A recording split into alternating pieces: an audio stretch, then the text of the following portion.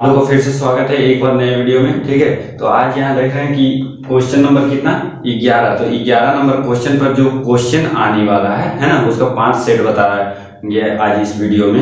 आप लोग तो इस वीडियो में बने रहिएगा, ज़्यादा से ज़्यादा इस वीडियो को क्या कीजिए, शेयर कीजिए और सब्सक्राइब कीजिए। उससे आप लोग को नए नए वीडियो मिलते रहेगा जो एग्जाम में क्या करेगा, बहुत आपका मदद करेगा। ठीक है, तो 11 नंबर क्वेश्चन में 3 मार्क्स के लिए आएगा। तो ये 5 क्वेश्चन जो हम बता रहे हैं इसी में से कोई एक क्वेश्चन आप लोगों को बोर्ड एग्जाम में आएगा। ठीक है, तो चलिए बिना लेट किए वीडियो को स्टार्ट। क्वेश्चन आप लोग यहाँ देख रहे होंगे 11 नंबर प्रश्न का पहला नंबर क्वेश्चन क्या बोल रहा है कि मेंडलीव के आवर्त सारणी की क्या कमियां थी, है ना। जो मेंडलीव वैज्ञानिक थे उनके आवर्त सारणी जो वो दिए थे तो उसमें क्या कमियां थी, उसे आधुनिक आवर्त सारणी में किस प्रकार से दूर किया गया।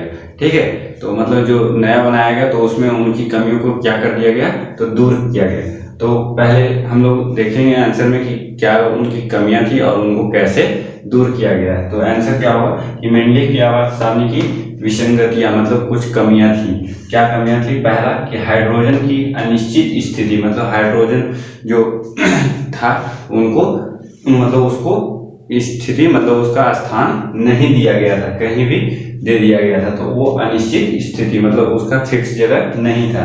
दूसरा क्या है कि समस्थानिकों के लिए स्थान उपलब्ध नहीं थे, मतलब कुछ और तत्व थे उनके लिए स्थान उपलब्ध नहीं थे। ठीक है, तीसरा परमाणु द्रव्यमान के क्रम में अतिक्रमण, मतलब परमाणु जो द्रव्यमान था तो उनका अतिक्रमण उनकी संख्या में था। ठीक है, उनको दूर कैसे किया गया? तो मेंडलीव ने आधुनिक आवर्त सारणी की कमियों को निम्नलिखित प्रकार से दूर किया गया। ठीक है, क्या किया गया कि आधुनिक आवर्त सारणी में तत्वों को उनके बढ़ते हुए परमाणु संख्या में रखा गया, मतलब तत्वों को कैसे रखा गया, तो एक बढ़ते हुए क्रम में उनको सजाया गया। ठीक है, दूसरा क्या है कि आधुनिक आवर्त सारणी में हाइड्रोजन को का प्रथम समूह में तथा संगत स्थान है, क्योंकि हाइड्रोजन विद्युत धनात्मक होती है। जो हाइड्रोजन है उनको क्या कौन सा स्थान दिया गया, तो उनको उसको पहला स्थान में हाइड्रोजन को रखा गया। क्यों?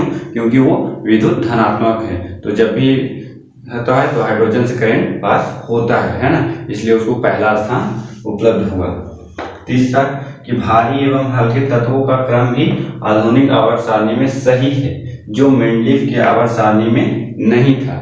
मतलब आधुनिक आवर्त सारणी में क्या किया गया कि भारी एवं हल्के तत्वों को भी सही जगह पर रखा गया, जो मेंडलीव की आवर्त सारणी में नहीं था। ठीक है, अगला पॉइंट है कि अक्रिय गैसों का स्थान भी तर्कसंगत 18वें समूह में है।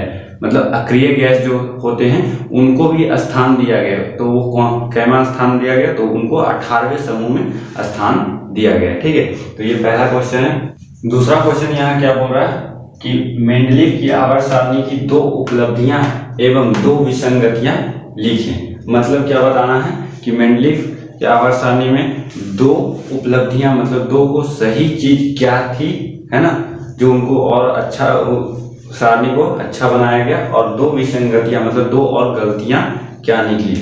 तो पहला नंबर क्या बोल रहा है कि मेंडलीव की आवर्त सारणी की उपलब्धियां में पहला नंबर है कि समान गुण वाले तत्वों को एक समूह में रखा गया। जो समान गुण वाले तत्व थे, है ना, उनको एक समूह में रखा गया।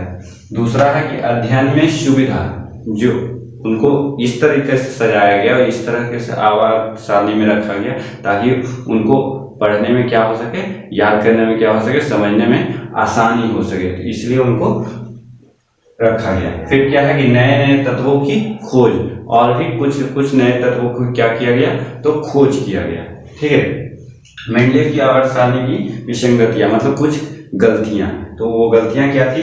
पहला हाइड्रोजन की अनिश्चित स्थिति, मतलब हाइड्रोजन पर अनिश्चित स्थिति, हाइड्रोजन का स्थिति कुछ निश्चित मतलब फिक्स जगह नहीं था। ठीक है, दूसरा है समस्थानिकों के लिए स्थान उपलब्ध नहीं थे, है ना, समस्थानिक जो भी तत्व थे तो उनके लिए स्थान निश्चित नहीं थे। तीसरा है कि परमाणु द्रव्यमान के क्रम में अतिक्रमण का मतलब तो आप लोग को पता ही है कि हटाया गया, है ना, तो उनको घटाया बढ़ाया गया। तो इस तरह से वो कुछ उपलब्धियां थी और कुछ गलतियां थी, विसंगतियां जिसको बोल सकते हैं, ठीक है। तीसरा नंबर क्वेश्चन यहाँ देख रहे हैं कि आवर्त सारणी के प्रथम आवर्त में केवल 2 ही तत्व क्यों हैं, है ना। तीसरा नंबर क्वेश्चन क्या है कि आवर्त सारणी के प्रथम आवर्त में, है ना, 2 ही तत्व को क्यों रखा गया है, ठीक है। तो उसका क्या कारण है कि प्रथम आवर्त में केवल एक इलेक्ट्रॉन कोष होता है, ठीक है। पहला आवर्त में एक इलेक्ट्रॉन कोष होता है जिसमें केवल 2 ही इलेक्ट्रॉन रह सकते हैं, ठीक है।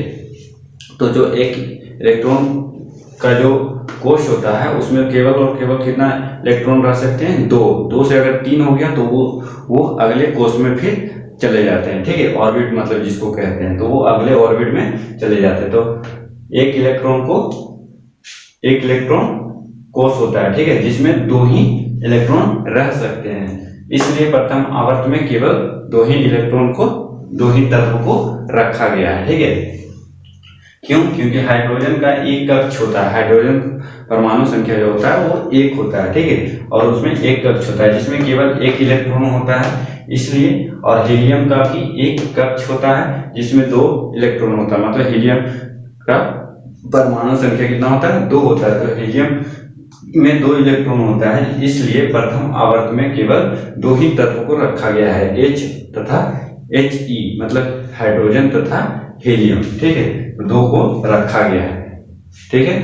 तो समझ में आया कि क्वेश्चन क्या बोल रहा है, ठीक ना।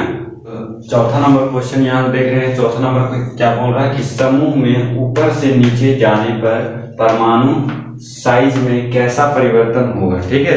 परमाणु साइज में कैसा परिवर्तन होगा, मतलब ऊपर से जब नीचे की ओर आएंगे तो कैसा परिवर्तन होगा। तो जान रहे हैं कि छोटा से बड़ा में सजाया गया है ना, तो परमाणु संख्या क्या होगा, बढ़ेगा, है ना। तो किसी समूह में ऊपर से नीचे जाने पर परमाणु का आकार बढ़ता है क्योंकि तत्वों की परमाणुओं में कक्षा की संख्या बढ़ती जाती है, मतलब ऑर्बिट की संख्या क्या हो जा रहा है, बढ़ता जा रहा है ना, जिस कारण से क्या हो रहा है कि परमाणु संख्या भी बढ़ रहा है। तो कक्षा की संख्या बढ़ने से परमाणु का आकार भी बढ़ जाता है। तो जब ऊपर से नीचे की ओर तत्वों में आएंगे तो परमाणु का आकार क्या हो जाएगा, बड़ा हो जाएगा, ठीक है।